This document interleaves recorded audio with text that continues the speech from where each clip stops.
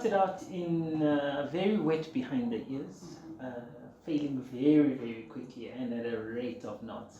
I think probably my biggest achievement is the amount of failures I've had. So I started out in media. I have a finance and IT background. Went into FMCG, worked for some international brands, lived overseas for a little bit, and then came back home and I was like, you know what, I actually want to start a magazine that profiles the new African. And with that, I didn't know how big a statement that was until we actually got into it. And then we started a magazine called Black, which was known as Black Life Quarterly, which showcased the African man, you know, in his strength, in his demeanor. Because we know where we come from as a country, but no one was really profiling where we were going to aesthetically for this African man.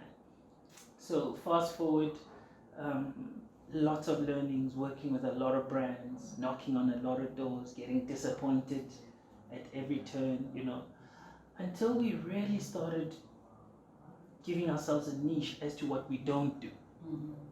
And when we clarified what we don't do as a business, I think that's when the aha moment came for us, you know. And starting from that, you know, publishing opens you up to a world of plethora in businesses. You know, you meet all sorts of different people at different stages and ages. You meet famous people, you meet non-famous people, you meet creatives.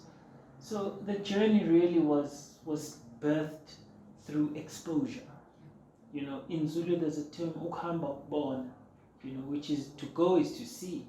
But it's not to see with this, it's to see with this. So for me, that was really the start of this journey. After finishing school, I said to my parents, right, you guys don't know what I've studied. I don't know what I've studied. This is your paper. And here I was. I went on my merry way. You know, obviously parents being parents, hey, you must get a good job, work for a boss and do X, Y, Z. And that journey kind of catapulted me into you know, this journey of self-actualization and self-realization, to say, okay, so if I'm meeting certain people and they're like, no, but you can't do this. Yeah. And I got to that part where I'm like, okay, maybe I can do this. Maybe I should take the plunge and do this. And that's when we really started this journey. I call it a journey because it's a never-ending journey. You know, it's one where we keep learning and we have to keep, you know, changing our leopard spots and making sure that we adjust. Also with the times, you know. So that's really the journey into this. I think the start of it was, you know, like I said, media exposes you to a lot of, call it opportunities for now. And what that did was we were able to engage with our brands, people who advertised with us. So from there, we birthed an advertising agency called Brand Contact Consultants, which were brand consultants helping agencies and advertisers talk the same language. You know, because at the time we still had Black Diamonds, we still had all sorts of names for all sorts of people. You know, we had Living Standards Measure, the LSMs, you know, that kind of stuff. What they didn't tell you is if you're at LSM levels 10, for example, you had a car, you had a fridge, you had a house, and you had an income of X amount. So that's how they bracketed you and they marketed to you. Yeah. But what they don't say is, yes, you've got a smartphone, but does the smartphone have data? You've got a fridge. Is the fridge got food? You've got a car. Does the car have petrol? So what we then started to do was to engage brands on that, to say, listen, the people who you've targeted don't necessarily speak the brand language you need. So that birthed the ad agency. Now we're doing, we've got a solar company, we've got a tech company that looks into tech startups. So at the moment we're busy within the educational space. We've got restaurants, yes, big blunders there. So it's just been a learning curve, you know. And if people ask you how business is, I say let's go to Guru City, jump on the Anaconda, and then spin around and then ask me that question again. I think I'll start with my current blunder, because a lot of people want to talk about history. I think for me, in the current day, I've got a landlord. We're not vibing with my landlord. Landlord wants to increase prices. Landlord hadn't promised 100 things, So a lot of that is in the daily, where landlord is now practicing his or her, hey, you haven't paid rent. But I'm like, okay, but you promised to do 1, 2, 3. So there's a lot of that within the restaurant space, blunders, suppliers, shop fitters charging you exorbitant prices for things that, shouldn't be costing a certain amount. Suppliers, black suppliers, contractors, I'm going to mention it, reliability, that kind of stuff is very big within the restaurant space, only because you work on a time basis. It's deadlines, it's deliveries, you don't want to come into a restaurant and we say, no, this is out of stock, and you want to order that. You could have traveled from far and wide to come and taste our food. But if we don't have those things, then we lose the experience and we lose you. So, hey, can we talk about those kinds of things, where people really, really affect the channel of delivery to restaurants and restaurateurs. So those are the kind of failures for me that I think we should start addressing. We should have them in the open. I always tell my staff, when you come in, you leave your ego at the door, and then you pick it up on your way out again. But when you're here to serve, And the environments where our restaurants are in nationally is predominantly travel type of cities, where somebody's coming into your restaurant, they're either traveling or they are coming back from travel, or they're leaving their loved ones. So their emotions are very high. So when they shout, for example, and their food is not there and they've got a plane to catch, it's not because they're shouting at you, it's because there's so much emotion from our clients that, a lot of that gets affected even in the food that you eat and all those kinds of things. So blunders happen every day. So some of the decisions that I would do differently would be around processes and systems. We're very guilty of processes and systems, in an environment where it's a step and repeat.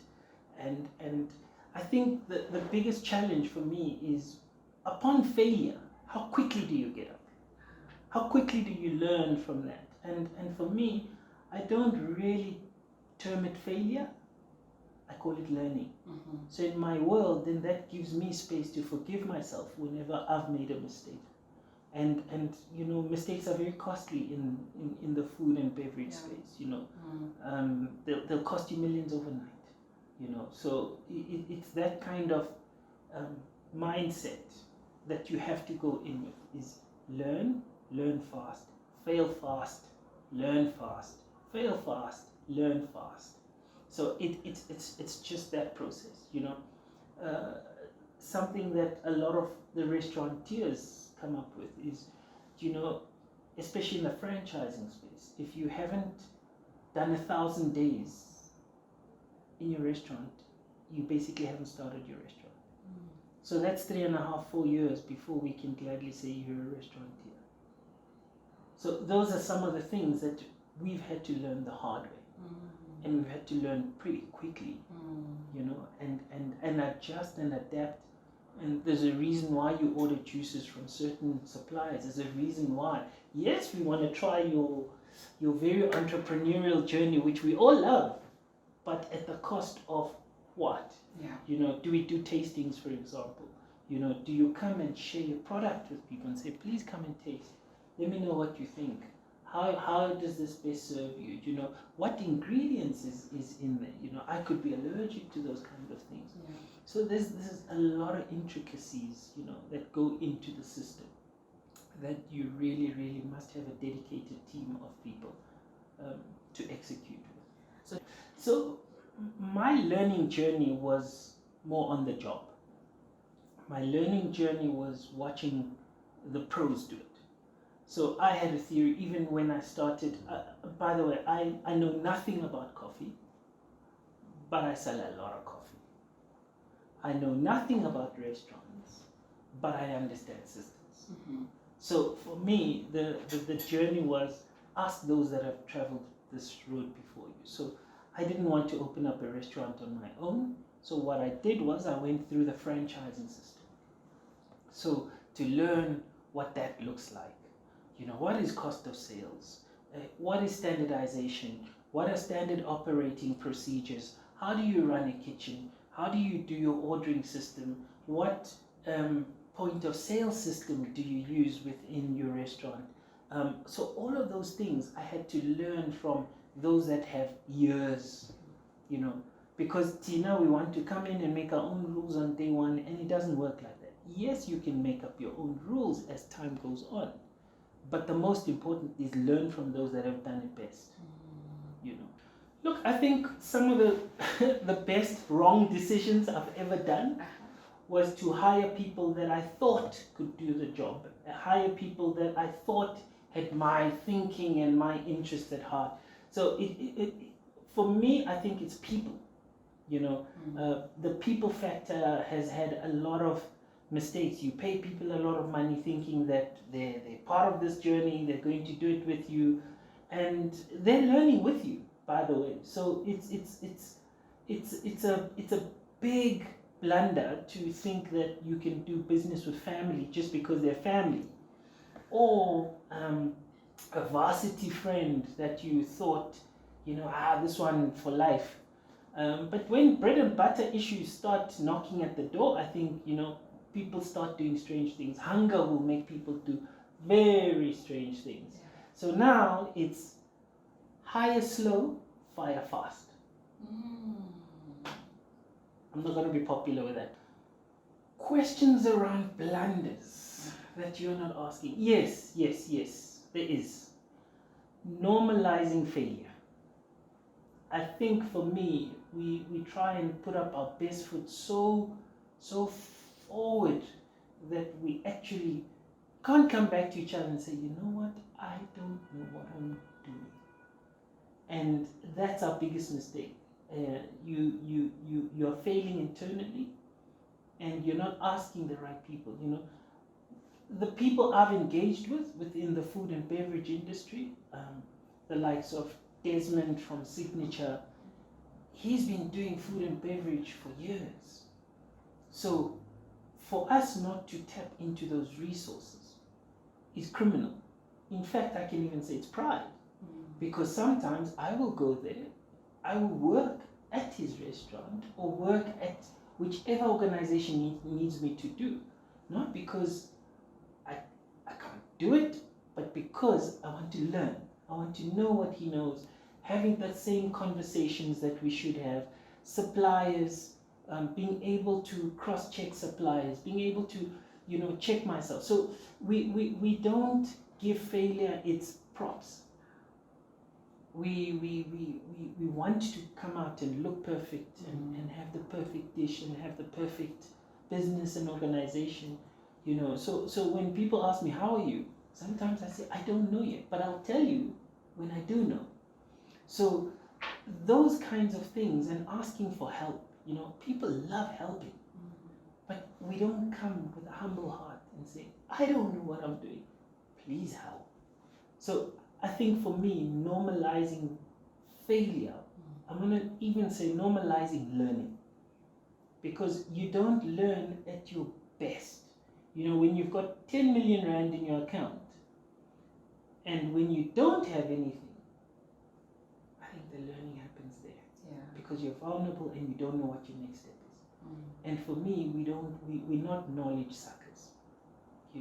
Suck as much knowledge from those that have done it before you. How do I blunder-proof my life? Well, the first accident is thinking that you're not going to make blunders. Creating enough room for forgiveness. Creating enough room, even with your team, for learning. Because it is such a high cutthroat environment. I don't think you can future-proof your blunders. I think you can learn and how quickly you use those blunders. So if something happens now, for example, stock goes off, right? It's load shedding, our fridge wasn't stored properly, our food wasn't stored properly.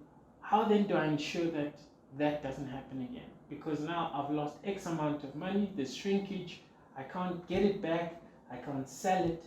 How do I then future-proof that? Okay, guys, do you change your fridges? Do you check your fridges every 5 hours or every 3 hours to ensure that your temperature and your room temperature is managed properly? So it's those kinds of things, leaving enough room within your team structures, and also getting good people around you. You know, I think the notion that you think you can do it all until you realize that you can't do it all. You know, if you look at the success factors, or the critical success factors of successful entrepreneurs or successful business people, they've always surrounded themselves with people who are more clever than them.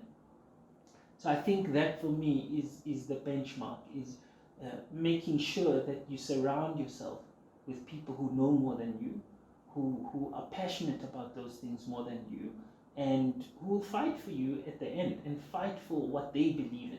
You know, we might not agree, but there has to be some common shared goal and shared vision to say this is what we're working towards. So for me, the biggest, you look at the most successful businesses in the world. You know, a guy comes in and he says, "I'm the Messiah," right? But then he doesn't go and preach that. He tells these 12 and he calls them disciples to go to the rest of the world. That's franchising, right? So you know that if you're in China, you're promised the same brand promise that McDonald's would have in South Africa that they would do in China. That's discipleship. Another guy comes and he says, "Well, I'm going to call my guys prophets, right? And I'm going to do that. So today we have something called Islam. And he's got prophets. What do? They spread the message." So for me, that's what the business is about. Is not thinking that you can do this thing alone. There's enough success stories, right? And of people that have replicated successful stories. And that for me is the key to this. That's the key, is where are the 12 that follow you and follow your business and support your business?